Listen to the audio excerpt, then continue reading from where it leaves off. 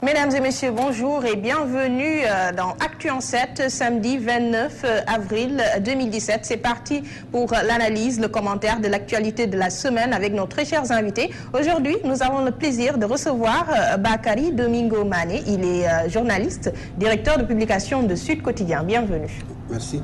Avec nous sur ce plateau, monsieur Elie-Charles Moreau. Il est écrivain. Bienvenue. Merci beaucoup. Alors, sans plus tarder, nous allons démarrer avec l'analyse, le commentaire de l'actualité de la semaine. Nous allons évoquer plusieurs points.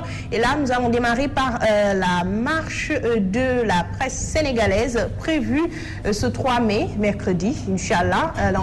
La coordination des associations de presse dans la rue pour revenir sur la liberté de la presse. La presse sénégalaise, le 3 mai, va déplorer certains points évoqués dans un mémorandum, un plan d'action que cette coordination des associations de la presse a déjà démarré, en rencontrant différentes familles religieuses, la société civile, ainsi que des observateurs et acteurs des médias.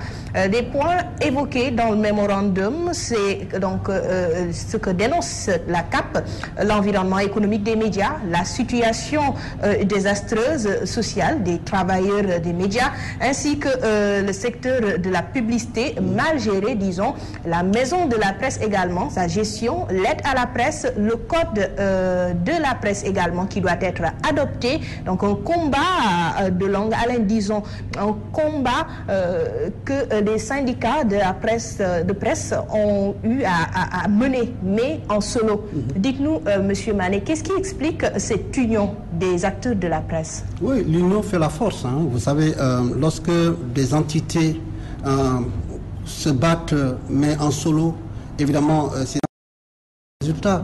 Mais ces résultats, évidemment, sont infimes par rapport à l'unité. Donc, c'est ce que nous avons compris, puisque que ce soit les patrons de presse ou, disons, les journalistes de l'autre côté et les techniciens, nous avons aujourd'hui des problèmes transversaux. C'est que le secteur de la presse n'est pas organisé. Or, celui qui a la responsabilité, n'est-ce pas, de le faire, c'est l'État du Sénégal, et malheureusement, qui n'a pas rempli, n'est-ce pas, son devoir. C'est pourquoi nous rappelons, disons, cet État vraiment à son devoir. Son devoir, c'est de quoi? C'est de mettre, c'est de créer le cadre, n'est-ce pas, d'épanouissement, n'est-ce pas, des entreprises de presse, de manière à ce que les journalistes et les techniciens qui y travaillent puissent vivre décemment, n'est-ce pas, de leur travail. Malheureusement, cela n'est pas le cas. Vous avez l'essentiel des entreprises de presse sont déficitaires. En réalité, si on respectait la loi à la lettre, il devait 99,9% des entreprises de presse au Sénégal devaient mettre la clé sous le paillasson. Donc, ça veut dire quoi? Ça veut dire qu'aujourd'hui, des patrons de presse ne parviennent pas, certains ne parviennent pas à assurer les salaires, même si tant bien que mal d'autres y parviennent, mais difficilement. Donc, résultat des courses, aujourd'hui, ce sont les reporters et les techniciens qui en pâtissent, qui font que quelque part, ils peuvent rester 6 mois, 3 mois, 4 mois, d'autres des années sans salaire. Et pendant ce temps, les cotisations sociales, voilà, donc il n'y a pas de... Les cotisations ne sont pas reversées parce que l'entreprise n'ayant pas les moyens, même si cette entreprise prend la responsabilité sur elle-même de défalquer sur le bulletin, n'est-ce pas, ce montant-là qui n'est pas reversé. Donc c'est ça, véritablement, les problèmes que nous posons. Et nous avons dit que tous ces problèmes-là découlent d'une réalité, c'est qu'il n'y a pas d'environnement économique. Et n'ayant pas d'environnement économique, il n'y a pas de modèle économique, n'est-ce pas, pour les entreprises de presse. Nous voulons que l'État joue son rôle à ce niveau-là d'organiser le secteur. Ça, c'est le premier point. Le deuxième point maintenant, c'est le code de la presse. L'essentiel de ce que nous revendiquons, j'allais dire les réponses où les ébauches, n'est-ce pas, des réponses se trouvent, n'est-ce pas, dans le code de la presse. Depuis lors, l'État du Sénégal traîne le pied. J'allais dire, il n'y a pas de cadence soutenue, malheureusement, depuis 2009 jusqu'à présent. Donc nous avons dit que si nous nous battons pour une presse responsable, une presse qui n'est pas, disons, à la merci, n'est-ce pas, des lobbying, n'est-ce pas, et des chapelles, et évidemment, il faut que ce code soit voté pour que non seulement on règle la question du statut du journaliste, parce que à l'état actuel, la loi qui nous régit, c'est celle appelée la loi 9604. Vous savez comment elle définit le journaliste. Et journaliste, celui qui tire l'essentiel des revenus du métier. Autrement dit, la formation, c'est pas important. Disons, les écoles de formation, c'est pas ça l'essentiel. Si vous tirez vos revenus de ce travail-là, vous êtes journaliste. Quelle aberration, quelle absurdité. Alors que lorsque nous voulons devenir médecin, voilà, il faut passer par la faculté de médecine, vous faites 7 ans, ensuite vous soutenez votre thèse, et pourquoi pas le journalisme. Donc nous avons dit que le journaliste dans ce pays doit avoir un statut.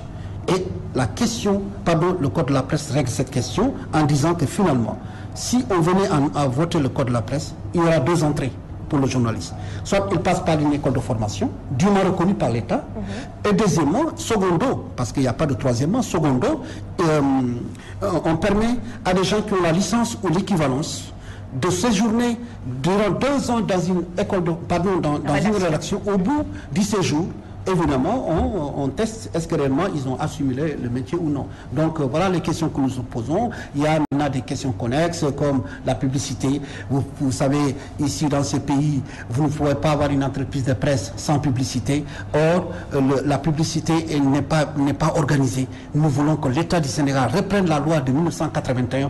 Et ça, c'est autour d'une table avec les acteurs, réfléchir comment nous devons dispatcher, n'est-ce pas, la publicité, de manière à ce que tous les entrepreneurs en soient bénéficiaires. Ça aussi, c'est une revendication. Maintenant, je ne parle pas de la question de la maison de la presse dans tous les pays du monde. La maison de la presse est gérée, n'est-ce pas, par les acteurs. Ici, c'est vraiment l'inscription sénégalaise où on voit, c'est un apéris, vraiment un militant de l'APR, comme parachute, qui gère, comme s'il gérait, n'est-ce pas, un bureau politique. Voilà, je ne vais pas rentrer dans les détails, mais dans tous les cas, nous voulons nous réapproprier de notre dû. Et à ce niveau-là, je pense qu'il n'y a pas de problème. Voilà, vous l'avez dit tantôt, Monsieur Mané, une presse influencée par des lobbies, une presse assez manipulée. Dites-nous, Monsieur Moreau, est-ce que ce combat peut être difficile s'il y a une certaine presse qui est complice, donc sous l'influence de ces lobbies? J'ai bien écouté Domingo. Ce que je retiens, c'est que la marche de la presse du 3 mai est un mal nécessaire. C'est un mal nécessaire dans la mesure où elle conforte et consolide la démocratie. C'est un droit, on pourrait même dire que c'est un devoir quand on ne se sent pas bien en démocratie de le manifester, de le dire haut et fort. Vous êtes dans vos rôles et dans votre droit. Ce que je retiens en fait, après vous avoir écouté, c'est que finalement, la contestation devrait être la chose la mieux partagée et dans tous les secteurs qui composent la République et la nation. Il n'est pas encore, pour suivre la manchette de Walfadjri, qui ne puisse dire « nous sommes un grand corps malade ». Autrement dit, par votre acte, l'acte que vous posez, la marche que vous devez initier le 3 mai, vous conviez toutes les corporations dans la République et dans la nation à faire de même que vous, sinon à se retrouver autour de vous. Au nom d'un principe très simple que vous avez quand même tardivement compris, parce que beaucoup de gens de la presse, comme de la culture, comme d'autres secteurs, ont toujours voulu et privilégié d'avancer seuls. Mais heureusement, ils ont compris maintenant qu'avec l'union, tout devient et rentre dans le champ du possible. Wala fi dañ koy faral di wax lu kenn mën ñaara ku ko dàq.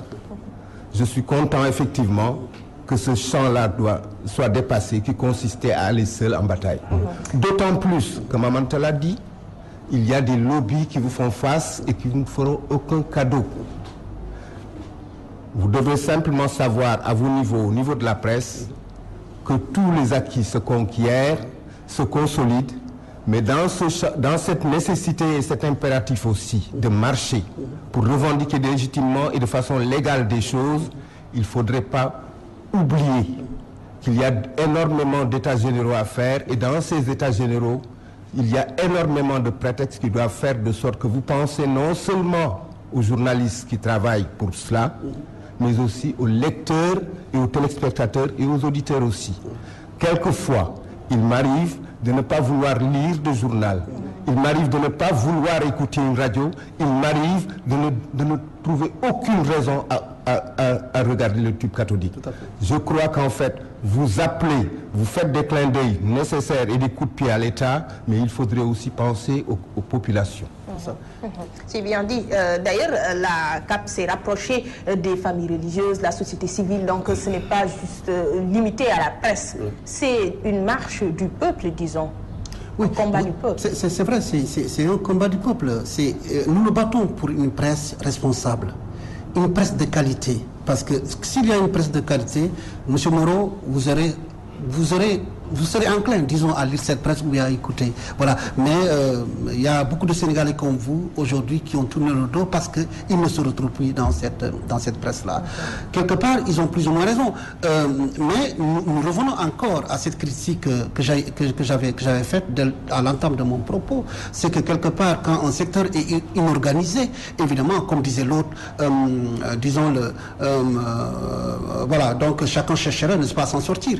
Mais c'est ce qui fait que bon, c'est un peu désorganisé et nous voulons que l'État vraiment organise le secteur.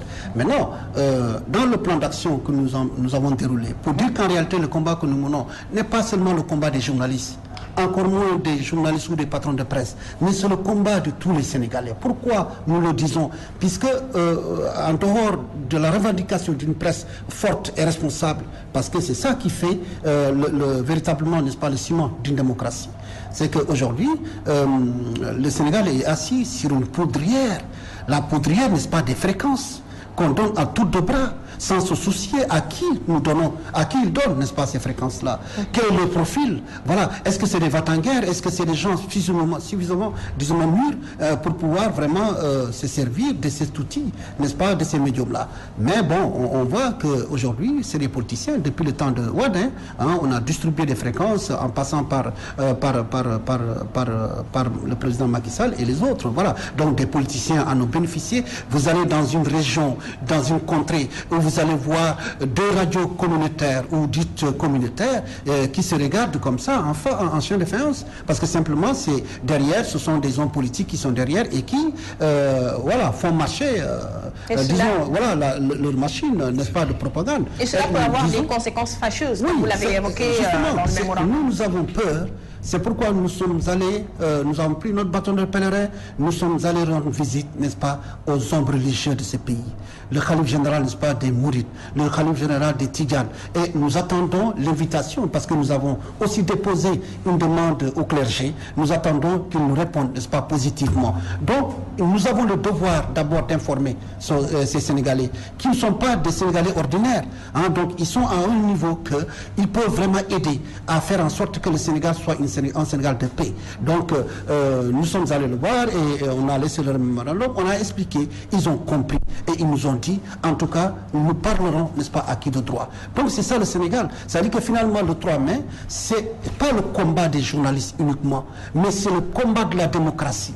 Celui qui est regardant, celui qui veut que le Sénégal vraiment soit un exemple à travers le monde, voilà, vraiment n'a qu'à venir pour dire, acte, vraiment, nous devons trouver une solution par rapport à cela.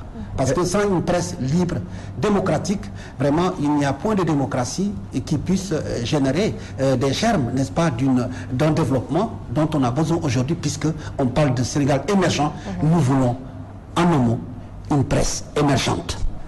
En fait, au-delà de votre discours, l'analyse qu'on peut faire aussi, c'est un impératif d'ailleurs, de ne pas se faire d'illusions, mais aussi de ne faire dans aucun romantisme. Vous avez en face de vous l'État. Ouais. Ce n'est pas une personne, c'est un monstre froid. Il n'a pas d'état d'âme et à la limite, il n'a, dans son cahier de charge mentale, si je peux dire ceci, que de durer et de faire durer le système et le régime qui l'ont assis. À tel point que je voudrais sincèrement que ceux-là tous, toutes les corporations qui doivent défiler, prennent conscience qu'ils ne sont pas dans un champ romantique et que rien ne leur sera donné. C'est aussi simple que ça. Voilà, donc une désorganisation qu'a évoqué toujours M. Mané dans le mémorandum et dans votre propos. Hein. Cette désorganisation, vous parlez de code de la presse, c'est bien beau. Donc prions que ce code de la presse soit adopté, que les revendications puissent aboutir. Hein. Mais est-ce qu'on ne peut pas aller plus loin, parler d'un ordre des journalistes? Vous ne pensez pas? Parce qu'on parle d'ordre des vétérinaires, de l'ordre des médecins, de l'ordre des sages-femmes, il y a également l'ordre des avocats et l'ordre des journalistes. À quand? Oui, le débat Mamanta a été posé en 2009, lorsque le CRED, qui était, disons, la première structure a été mise en place par les pairs, par les journalistes. Cette structure n'a pas marché. En 2009, on a posé le débat. Est-ce qu'il faut un ordre aux journalistes ou bien carrément, disons, une structure d'autorégulation comme le CORED aujourd'hui? Donc finalement, les gens ont dit, bon, les journalistes étant friands de liberté, on ne veut pas donner à l'État l'arme, n'est-ce pas, de nous bâillonner. Or, lorsque vous parlez d'ordre, là, vous donnez à l'État, n'est-ce pas, l'arme de vous bâillonner. Donc, c'est comme cela que le débat s'était posé à l'époque. Hein.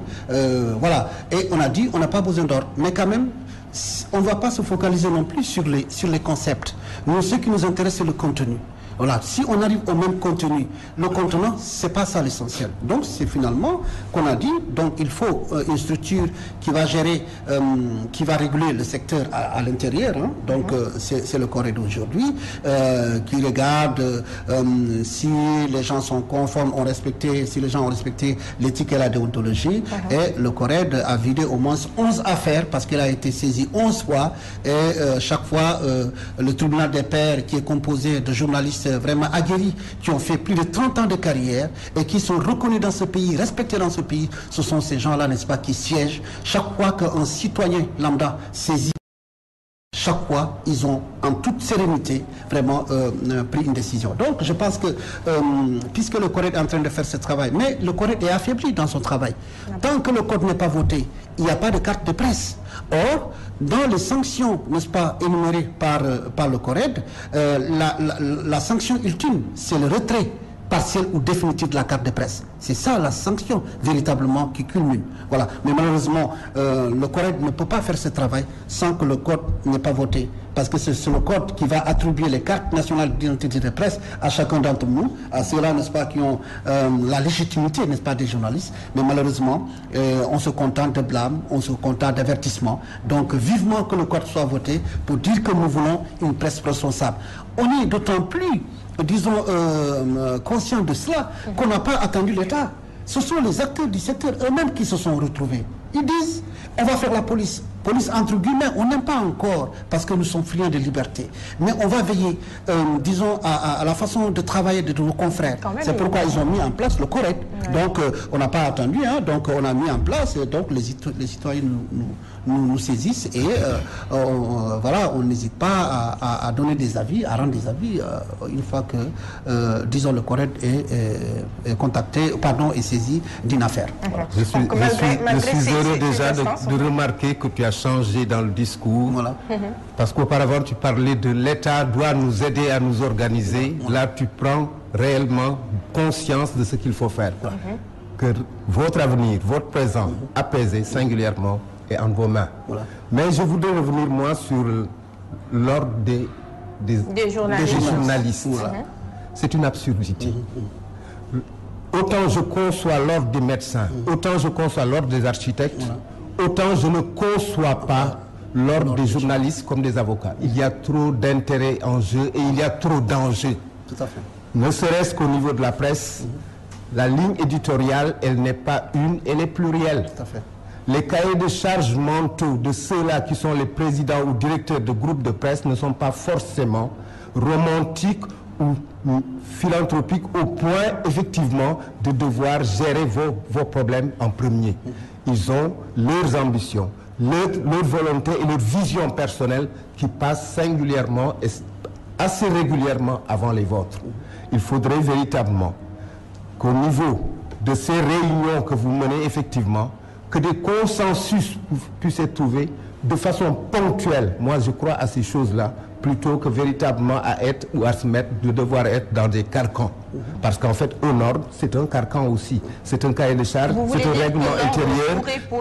Monsieur Moreau, vous voulez dire que l'ordre pourrait enfreindre la liberté de la presse? Absolument. Déjà qu'en fait... Mais du moment qu'on n'a pas de statut, bon, le code sera voté, mais peut-être l'ordre pourrait bien réguler peut-être Moi, je privilégierais, avant des ordres, qu'il y ait des consensus comme avec le CORED, comme avec la Synpics, etc. Mais malgré ces consensus, les problèmes perdurent, les problèmes demeurent. Les problèmes demeureront tout le temps, ne serait-ce qu'au nom d'un fait très simple. Le champ médiatique est un monde. Et dans un monde, il y faut tout aussi. Il ne faut pas du romantisme dans ces questions-là. Je crois qu'en fait, il y a des problèmes ponctuels. On les prend, comme on dit, match après match pour utiliser le jargon réellement sportif. Juste pour préciser, la mise en place du CORED, du tribunal des pairs, qui est une instance, n'est-ce pas, du CORED, c'était un signal fort qu'on a voulu lancer à l'État du Sénégal, en disant, nous sommes conscients des problèmes, n'est-ce pas, que nous vivons dans le secteur, mais nous allons faire un pas. Le pas, c'était par rapport à quoi? C'était par rapport à l'idée de dépénalisation, parce que on avait dit dans le code, parce que c'était ça le point de friction, ils ont dit non, ici les journalistes iront en prison, ils ont enlevé cette mention-là, et on n'a pas compris depuis lors pourquoi ils traînent les pieds. Mais nous avons dit, oui, en plus de ça, voilà ce que nous offrons. En attendant, nous aussi, nous allons réguler. Concomitamment, nous réglons, n'est-ce pas, le métier à travers la structure que nous avons mise en place. Et depuis lors, nous avons travaillé et nous continuons à travailler pour dire notre disponibilité à travailler pour une presse responsable. Je pense que c'est le gouvernement de Macky Sall qui doit nous accompagner en se disant, vraiment, ils font un travail louable, mais comme l'a dit, disons Moreau, c'est vrai que l'État a ses intérêts, mais pourvu que ces intérêts convergent avec les intérêts, n'est-ce pas, des citoyens. Et je pense que ce combat que nous menons, et vivement, j'ai beaucoup salué l'esprit de beaucoup de gens qui sont aujourd'hui dans le camp du pouvoir, qui ont dit, nous viendrons marcher avec vous, parce que le débat, les questions que vous posez, ce sont des questions citoyennes. Alors là, j'ai dit vivement, qu'est-ce qui vous dit ça? Des gens des gens qui sont proches du pouvoir, qui sont vraiment au cœur du pouvoir. Vous ne pensez pas que c'est une stratégie? Parce que ces revendications ont toujours demeuré, M. Mané, des revendications qui ont toujours été sous le soleil, mais on ne voit aucun changement, on ne voit pas ça n'avance pas. Donc lorsque les gens du pouvoir disent qu'ils vont venir marcher avec la presse, est-ce que c'est ça? Est-ce que ce sont les attentes? Parce qu'on attend l'application de ces revendications, et pas qu'ils viennent marcher avec la presse. Vous savez, c'est une stratégie, disons. Même ceux qui sont dans le camp du pouvoir, ils ne sont pas à des niveaux, n'est-ce pas, de décision. Nous, en faisant ce mémorandum, nous nous adressons à des gens qui sont au niveau décisionnel. Ce n'est pas pour rien qu'on a rencontré le ministre de la Communication, et le ministre de la Culture et de la Communication, le secrétaire d'État à la Communication, et on envisageait même de rencontrer le Premier ministre, mais finalement le rendez-vous a été décalé. Donc c'est pour dire que pour que ces choses-là soient prises en compte, évidemment, ce sont des gens qui sont au niveau décisionnel. Maintenant, il y a des gens qui ne sont pas à des niveaux décisionnels, qui ont compris que le combat que nous menons est un combat citoyen. Et je pense que les tenants du pouvoir l'ont compris, parce que lorsque nous avons rencontré le ministre de la Communication et le secrétaire d'État, vraiment ils étaient dans ils nous ont montré une ouverture. Pourquoi? Ils ont montré une ouverture par rapport à ce que nous disons, par rapport aux problèmes que nous posons. Ils ont compris et ils ont dit qu'il y a possibilité que nos points de vue, n'est-ce pas, convergent. Donc à partir de ce moment, il faut des négociations, il faut un dialogue, et je pense qu'ils l'ont compris. Et c'est ça que nous attendons vraiment des tenants de pouvoir. Que les gens comprennent que ce Sénégal nous appartient nous tous. Voilà, ce n'est pas une affaire de parti, ce n'est pas une affaire, n'est-ce pas, mais c'est une affaire de citoyens. Et je pense qu'à ce niveau-là, vivement que vraiment cet esprit puisse prévaloir, n'est-ce pas, le 3 mai, pour dire une fois de plus que cette marche, c'est la marche de tout le monde. Ce n'est ni la marche des patrons de presse, ni la marche, n'est-ce pas, des journalistes, ni la marche des techniciens, mais c'est la marche de tout le monde. De tout un peuple. Cette courtoisie, on parlait, serait un piège, M. Moreau? Ce serait un piège? Je vais en venir. Domingo, tu fais dans le romantisme, c'est une preuve que tu ferais un mauvais ou un piètre politicien, politique. Parce qu'en fait, tu crois à ces choses-là. Vous êtes la presse. Synthétiquement, entre presse et État, il ne peut et il n'y a jamais eu des yeux doux. C'est un monstre froid qui regarde énormément d'intellectuels romantiques effectivement et qui est prêt parce que ce sont des contre-pouvoirs, c'est-à-dire autant d'empêcheurs de tourner en rond, ils ne vous faciliteront rien. Ils vont bien reçu, c'est le minimum. Nous sommes au pays de la Teranga et au pays effectivement où l'on a compris que l'urbanité, ça ne tue pas. Le minimum, quand des gens tapent à votre porte, c'est de les installer et de les recevoir, de les écouter pour ensuite ne rien régler. Je vais régler ton problème, c'est des pages que l'on tourne ou que l'on met dans des tiroirs.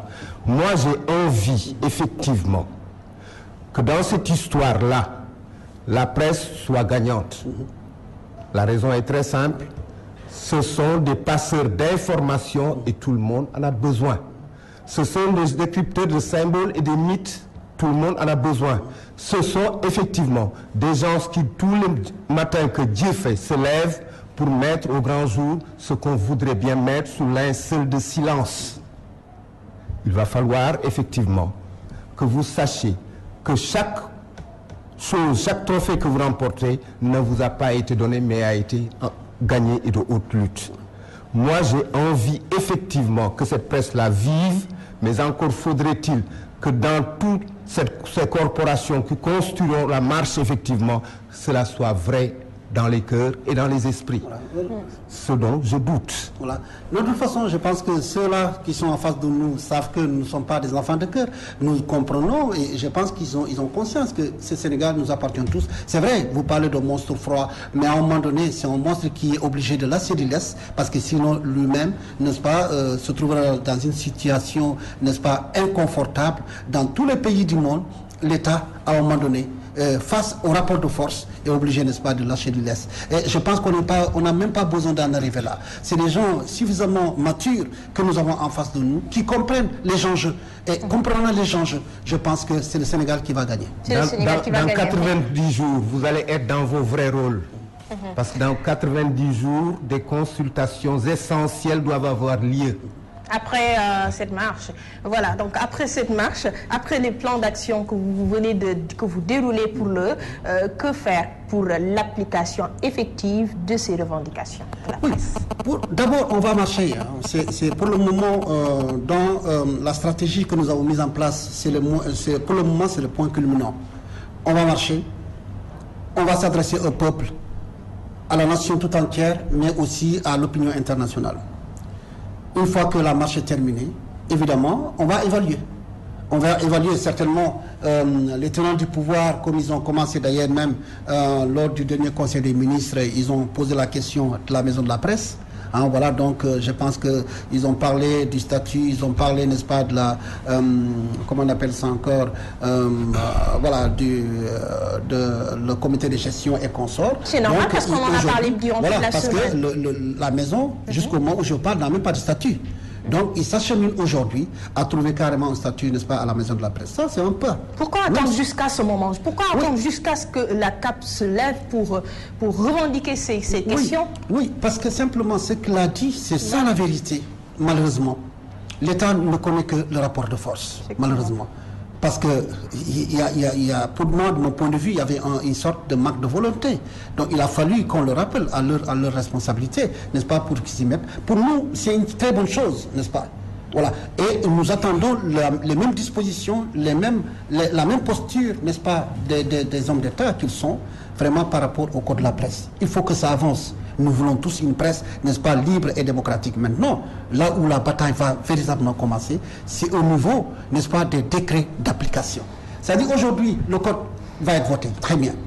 Mais pour l'application sur le terrain, là, on a besoin de décrets d'application. C'est là où la bataille véritablement va commencer. Pour le moment, c'est l'entrée.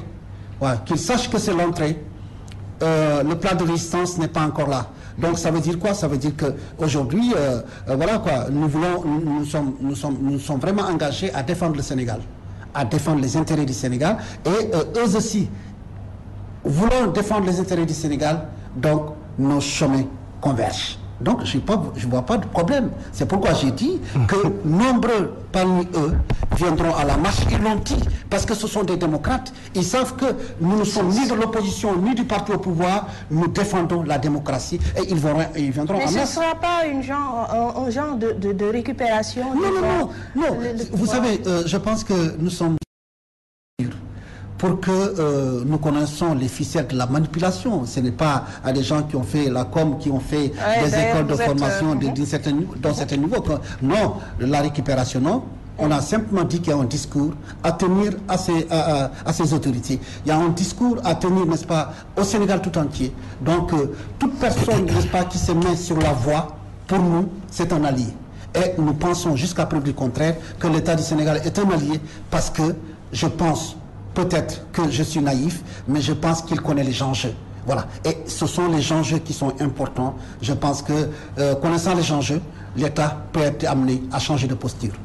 L'État connaît tellement les enjeux qu'ils vont vous infiltrer, qu'ils vont venir contribuer avec vous. C'est juste de la fumisterie très bien organisée. Oui, mais de toute façon, on n'est pas dit. Je pense que le problème, c'est quoi? Ce qui est important, ce n'est ni moins, ce n'est même pas les journalistes eux-mêmes, ni les patrons de presse, voilà, les techniciens et consorts qui se retrouvent dans la cape. Non, pour nous, la cible, c'est l'opinion. C'est l'opinion qui jugera. C'est-à-dire que si l'opinion se rend compte que l'État ne joue pas franc jeu, c'est l'opinion, n'est-ce pas, qui va se retourner contre l'État. Donc, il ne faut même pas se leurrer. C'est-à-dire aujourd'hui, que ce soit nous ou eux, nous répondons tous, n'est-ce pas, de l'opinion. Donc, tous les actes qu'ils poseront, ils vont réfléchir à deux fois. Parce qu'ils ont besoin de cette opinion-là. Et c'est l'opinion qui sera là en arbitre le 3 mai. Monsieur Mané, je vais rester sur ce point. Je vais juste donner l'exemple du mouvement Y en a marre qui avait tenu un point de presse, un rassemblement plutôt, à la place de l'Obélisque. Là, il y avait les acteurs politiques. Pourtant, c'était un mouvement citoyen, c'était un rassemblement du peuple. Mais là, on avait vu donc les acteurs politiques venir, peut-être pour le discours. On a vu que le discours était assez... c'était un discours du peuple, mais bon, certains en ont profité pour faire passer des discours assez personnels, hein, des socialistes, entre autres acteurs politiques qui ont pris la parole sur place. Dites-nous, est-ce qu'on ne peut pas redouter ce même scénario si jamais des responsables, des cadres du pouvoir viennent prendre part à cette manifestation de la presse sénégalaise? Pour moi, il y a aucun doute à ce niveau-là. Il n'y a même pas de quoi fouetter un chat. Donc là, vous allez rejoindre les propos de M. Non, c'est ce que je suis en train de dire. Aujourd'hui, nous, on ne voit même pas de politiciens ou de politiques ce jour-là. On voit le citoyen. Le citoyen, pour nous, c'est celui qui défend, n'est-ce pas, son pays. C'est celui qui défend les médias de son pays. Puisque ce sont ces médias-là qui sont garants, qui sont les sentinelles, n'est-ce pas, de la démocratie. Donc, nous, on ne voit même pas de coloration politique. Ça ne nous intéresse même pas. Ça ne nous intéresse même pas. Ce qui nous intéresse, c'est le citoyen qui dit non, vous avez pris le mauvais chemin, prenez le bon chemin. Et ce jour-là, il n'y aura pas de politique. C'est-à-dire que tu sois de l'APM ou bien du PNS, si tu viens, n'est-ce pas, à la marche, tu laisses, n'est-ce pas, ton boubou, n'est-ce pas, partisan. Tu deviens uniquement, n'est-ce pas, citoyen. Donc c'est à ce niveau-là, moi j'ai pas, c'est comme il y en a marre. Ce jour-là, moi j'ai pas vu de politiciens. Si, il y en avait. Il y a beaucoup de politiciens. Vous n'avez pas compris ma pensée. Je veux dire, ces gens-là, ils peuvent avoir une coloration politique. Oui, il y avait des colorations politiques. Mais les convictions, n'est-ce pas, qu'ils portent en eux, étaient beaucoup plus fortes, n'est-ce pas, que la position partisane. C'est ce que je suis en train de vous dire. C'est-à-dire que nous avons dit, tous les Sénégalais ne peuvent venir à la marche, que ce soit parti d'opposition, parti au pouvoir, que ce soit les OSC, les organisations de défense des droits de l'homme et consorts. Tout le monde n'a qu'à venir. Vous savez ce qui nous intéresse? Nous, c'est le citoyen que nous cherchons. Et ce sont ces citoyens-là qui vont s'exprimer ce jour-là pour dire, voilà le Sénégal que nous voulons. Donc, il n'y a pas de contradiction. Vous ferez venir à tout le monde vient. Tout le monde, parce que si nous disons aux hommes politiques, ne venez pas, mais c'est pas juste. Parce qu'ils sont de ces pays, ils appartiennent à ces pays. Ils travaillent, n'est-ce pas, pour l'épanouissement de ces pays-là. Même si, à un moment donné, on n'est pas d'accord avec certains actes qu'ils posent, mais il y a des actes avec lesquels on est d'accord. Hein, on ne peut pas dire aujourd'hui que le régime en place, tous les actes qu'il a posés depuis 2012, il n'y a pas un acte qui est bon. Non, si on le fait, c'est de la fumisterie aussi. Voilà, on n'est pas juste. Mais je dis, nous, ce qui nous préoccupe, notre préoccupation, c'est qu'aujourd'hui, nous nous battons pour une presse responsable. Tous les Sénégalais, de quelque bord qu'ils soient, ce sont ces gens-là dont nous avons besoin pour le combat. Vous ferez une excellente démonstration de force. Vous ne pourrez pas empêcher qu'on dise qu'en fait, derrière la coloration, il y a le discours. Ce n'est pas la coloration, telle est du PDS, telle est de l'APR, telle est de l'AFP qui intéresse les gens. C'est ce qui est débité à partir de leur voix. C'est ça, en fait, qui fait qu'on dise que c'est un mouvement qu'on est en train de récupérer, etc. Ou pas. Pour ce qui est de la question que Mamanta a posée sur le problème avec Y'en a marre qui a organisé. Y'en a marre a appelé du monde. Il a fait une démonstration de force. C'était déjà non pas seulement crédibiliser une posture, mais créer une occasion, effectivement, pour que le pouvoir en place puisse entendre des voix énormes dans le pays et considérables. Des politiciens en ont pour profiter. Pour prendre la parole, l'arracher même quelquefois, effectivement, vous n'échapperez pas à ce champ-là. Et ce sont vos propres caméramens et journalistes qui le tendront par réflexe leur micro ou leur caméra, etc. Ils ont tenté de recouvrer cela, une virginité politique, d'autres encore, effectivement, des occasions de montrer tout juste leur visage ou à faire entendre leur voix. Mais Y'en a marre a ouvert à l'Obélisque, effectivement, un grand supermarché, pour ne pas dire un hall immense, où tout le monde a cru devoir pénétrer, effectivement, pour aussi dire, non pas être solidaire, mais faire passer ce que tu avais à faire passer. Et ils vont le faire aussi avec vous. Oui, de toute façon, nous, on n'a pas peur. De toute façon, toute voix est la bienvenue, pourvu qu'ils défendent les intérêts, n'est-ce pas, de la démocratie sénégalaise. Tant mieux. Les médias. Nous voulons des médias responsables. Voilà, donc qui ne sont pas à la solde des lobbying.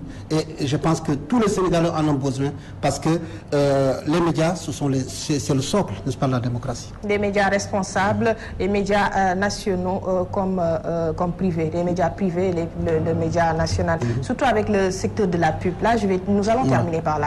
Le secteur de la pub, donc là, il y a des points que vous avez soulevés, des points que vous avez dénoncés. Les médias privés qui ne bénéficient pas assez de pub.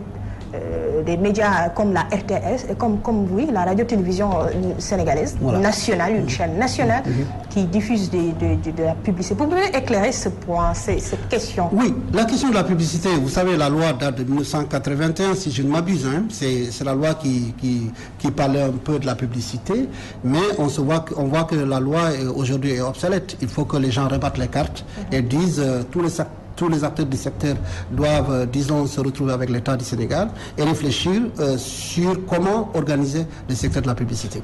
Ce que nous avons constaté, c'est qu'aujourd'hui, aucun média ne peut sortir de la tête de l'eau sans publicité. Malheureusement, la publicité est donnée à la tête du client. Or, l'État est le plus grand pourvoyeur de publicité. Ça, les gens l'ignorent souvent. Voilà, la plupart des publicités viennent des directions, donc, or, ces directions-là sont gérées, n'est-ce pas, par l'État. Nous avons dit, c'est très simple, organisons maintenant toute cette publicité. On dit, par exemple, pour toute l'année, l'État met, en termes de publicité, 100 milliards. Et on voit le nombre, n'est-ce pas, d'entreprises de presse. On voit, selon les tirages, selon l'immensité, j'allais dire, disons la masse, n'est-ce pas, des uns et des autres, et on va essayer, disons, de redistribuer, n'est-ce pas, la publicité. Ce que vous dites avec la RTS, vous savez, il y a un paradoxe, c'est que la RTS tire l'essentiel pratiquement, j'allais dire 60% ou 70% si je ne m'abuse, de ces ressources de la publicité. Contrairement à ce que les gens pensent. Mais l'État ne met pas beaucoup d'argent dans les services publics. Or, le Code règle cette question-là désormais. On a dit à l'État, il faut financer les services publics de manière à lâcher, disons, à libérer, disons, la publicité, n'est-ce pas, au privé. Ça ne veut pas dire que la RTS n'aura pas de publicité, mais non. Mais quand même, elle aura, n'est-ce pas, la portion congrue dès l'instant où le service public est suffisamment, n'est-ce pas, financé. Voilà notre combat.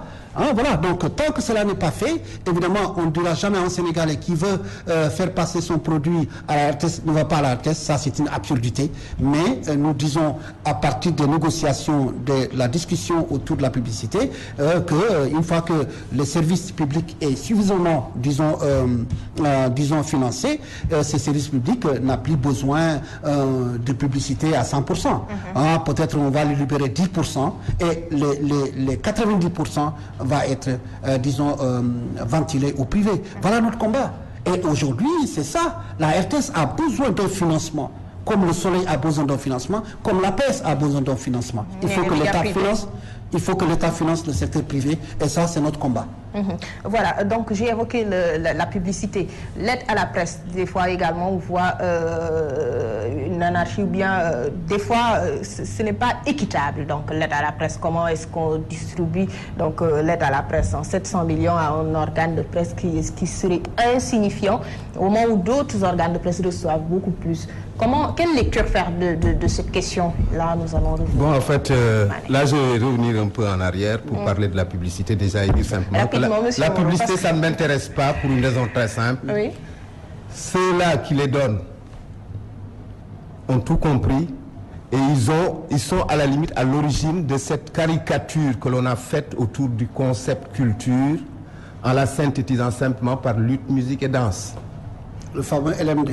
Il ne finance véritablement que les gens qui sont dans ces histoires-là, entre centres et banques et pitres, comme j'ai l'habitude de dire. La culture a cessé réellement d'être considérée dans ce pays et d'être soutenue, accompagnée par des sponsors et des mécènes qui ont trouvé leur camp, comme on dit, quoi. Bon, c'est pourquoi je dis que ça ne m'intéresse pas. Pour ce qui est de l'aide à la presse, je crois qu'en fait, vous devez déjà vous estimer heureux qu'il y ait une aide à la presse fonctionnelle et réellement non virtuelle, contrairement à l'aide à l'édition.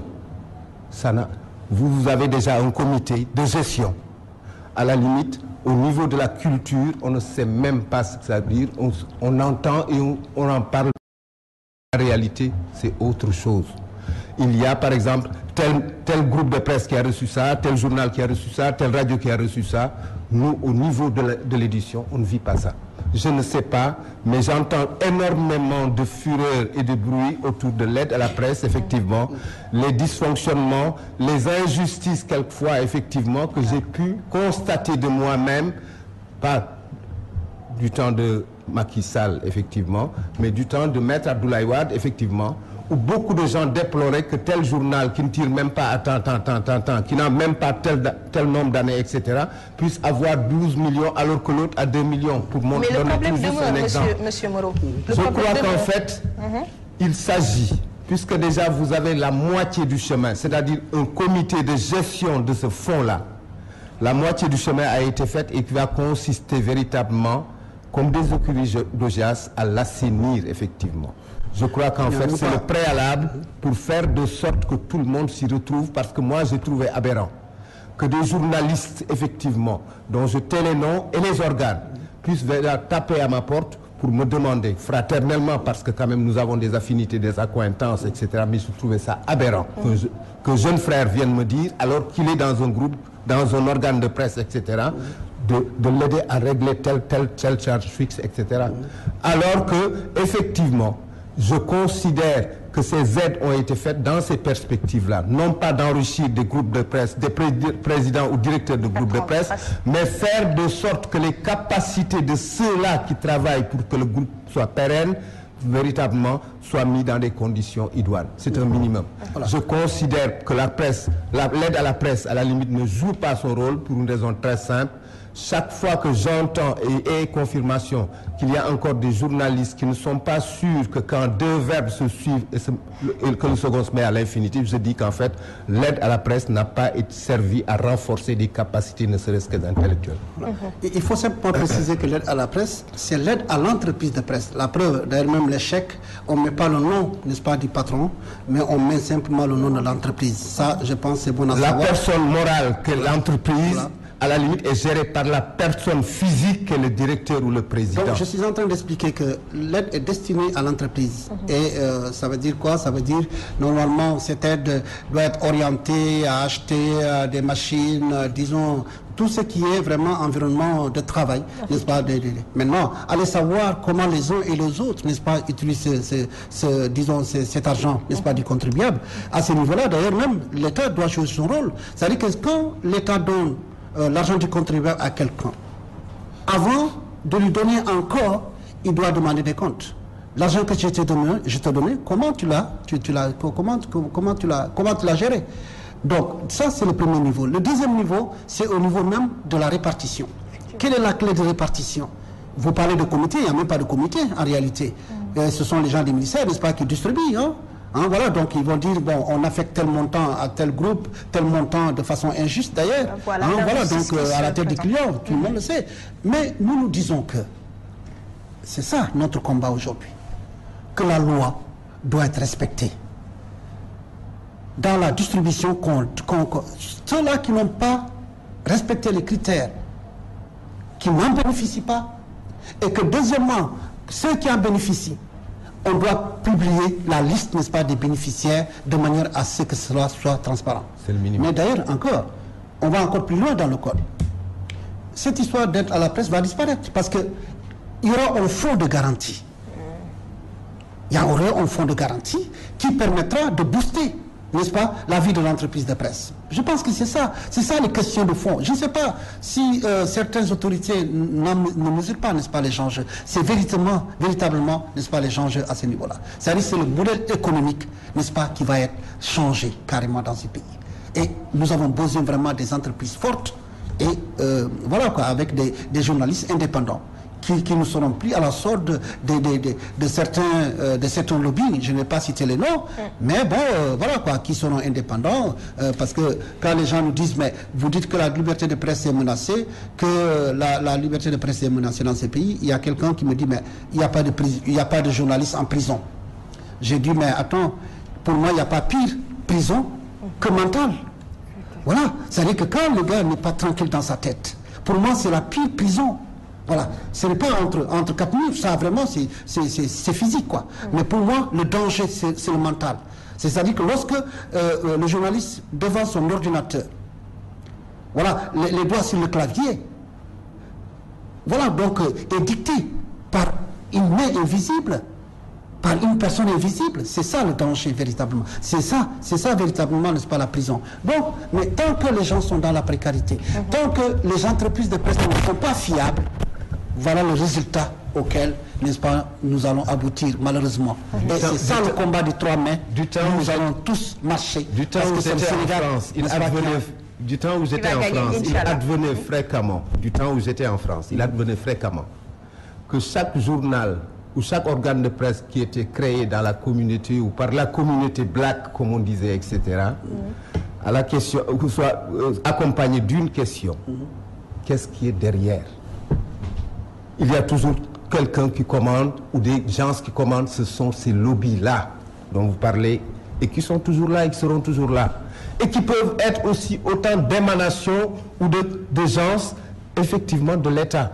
Parce qu'en fait, tous les États normaux de par le monde ne souhaitent pas que des médiums ou médiateurs prospèrent. Vous êtes des empêcheurs de tourner en rond.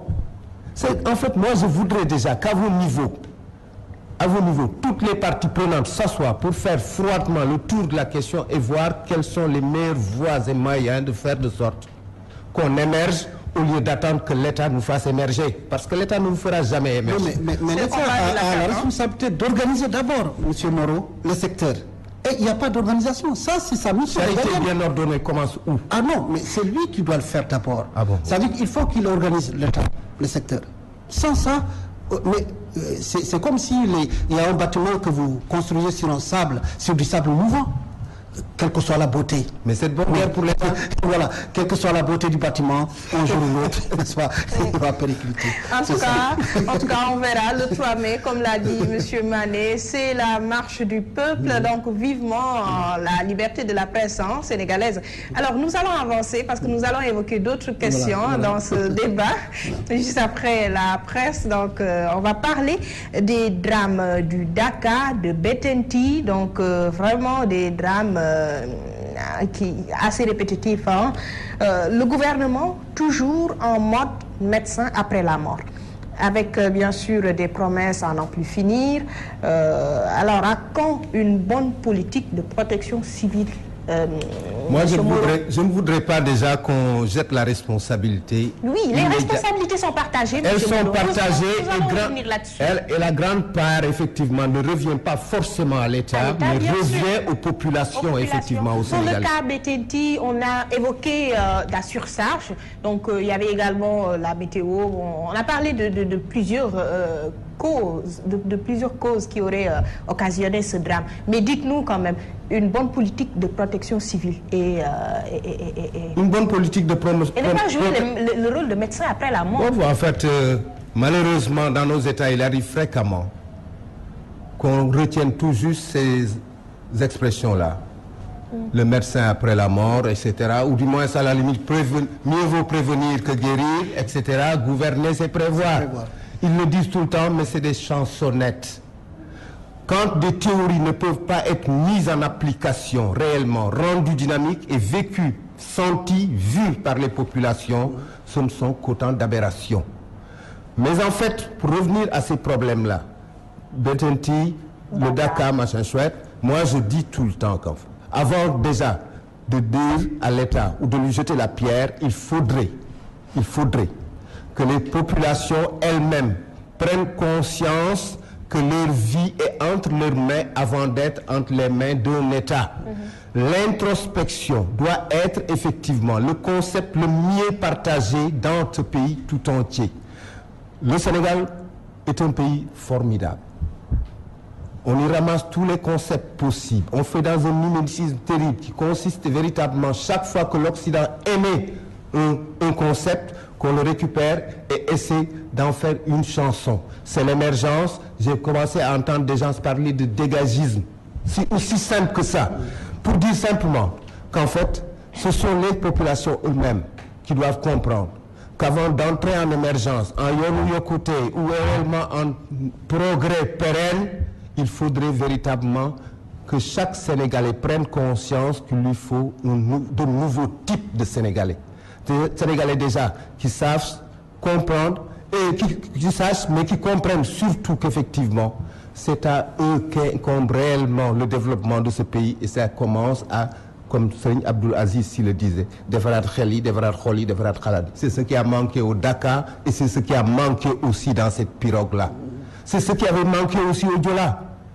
Mais en fait, je dis pourquoi je dis que nous sommes extraordinaires, c'est qu'en fait, chaque fois véritablement qu'il y a un drame, une tragédie, au moins sur les 40 jours symboliques réellement pour accompagner un mort, comme on dit effectivement, personne ne donne de directive, l'État ne donne rien, l'État ne terrorise n'importe une personne et tout le monde est réellement correct, droit dans ses bottes.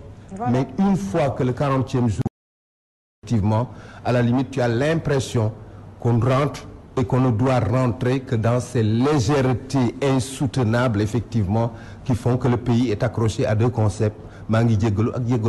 C'est aussi simple que ça. Je crois qu'en fait, ce sont les populations d'abord qui doivent faire leur introspection réellement, faire le tour de la question ou de la complexité que chacun de nous est d'abord.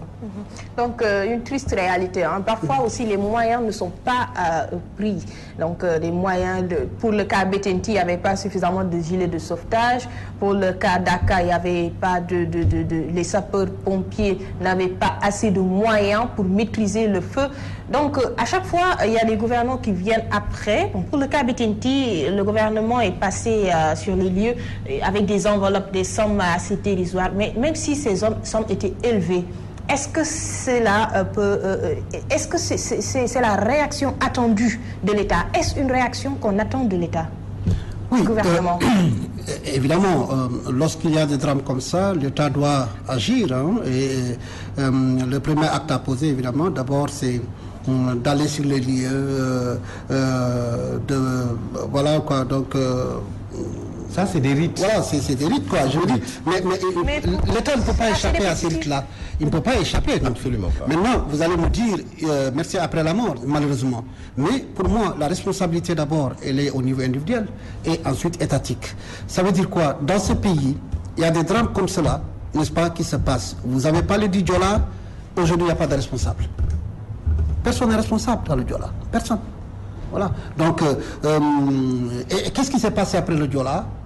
Quelques jours après, les gens ont commencé à respecter les dispositions sécuritaires.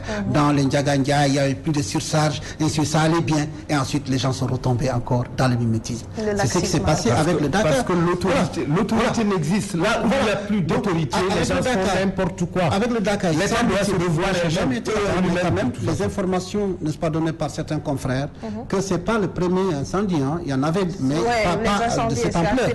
Donc, il y avait des choses, n'est-ce pas, qui étaient là avant, mais aujourd'hui, voilà quoi, l'environnement dans lequel, disons, la dévotion a été faite, cet environnement était très fragile, hein, voilà, donc parce que c'est des trucs en paille et ainsi de suite, moindre étincelle, ça prend feu avec la chaleur et tout, donc, comme vous l'avez dit, d'abord la responsabilité elle est individuelle, mais l'État doit lui-même prendre aussi ses responsabilités.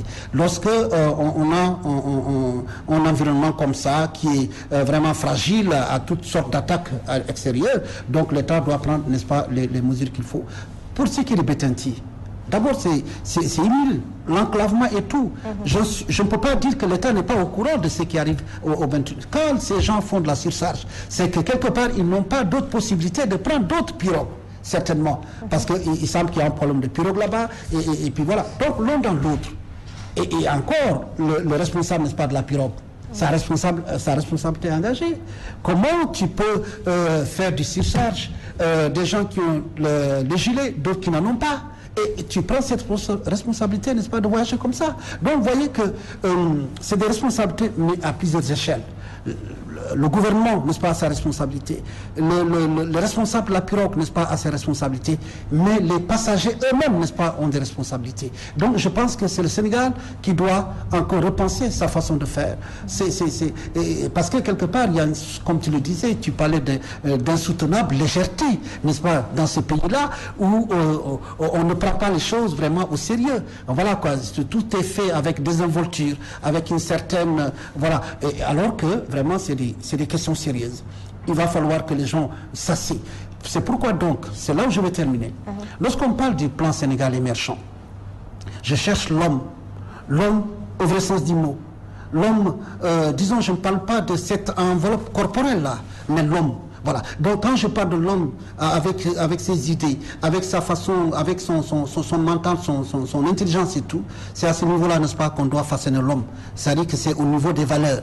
Et tant que, disons, on ne façonne pas l'homme sénégalais 6 au niveau des valeurs, quelle que soit, disons, la richesse qu'on aura avec le Sénégal émergent, on n'ira nulle part.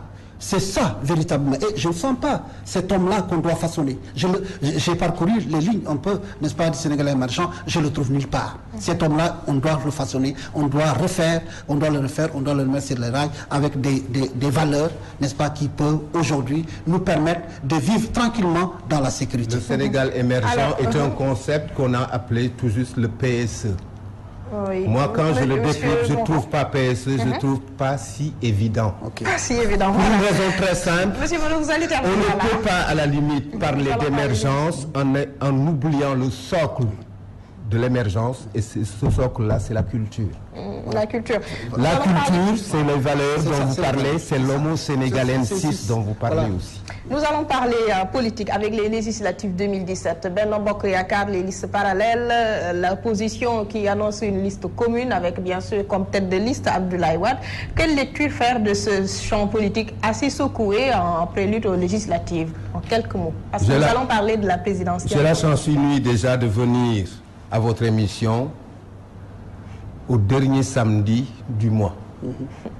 C'est une possibilité non pas de faire un survol sur 7 jours, mais de faire un survol d'un mois entier. Qui s'est passé entre des concepts très simples. Exclusion, démission, tractation, visite et visiteur de la 25e heure, sortie de Bamba Fall, emprisonnement de Khalifa Sall, etc. Ensuite, Abdoulaye Wade et Karim Wade, absents mais plus que jamais présents dans le landerneau politique sénégalais. Je ne parle pas de votre déplacement, de votre marche du 3 mai. Ça a occupé déjà l'entier de l'émission. Pour dire simplement que c'est exactement ce qui se passe dans ce pays, mais à la limite, c'est pas quelque chose d'étrange ou d'étranger. Le Sénégal a la particularité d'être le seul pays certainement au monde où on fait une campagne politique sur tout un septennat ou tout un quinquennat.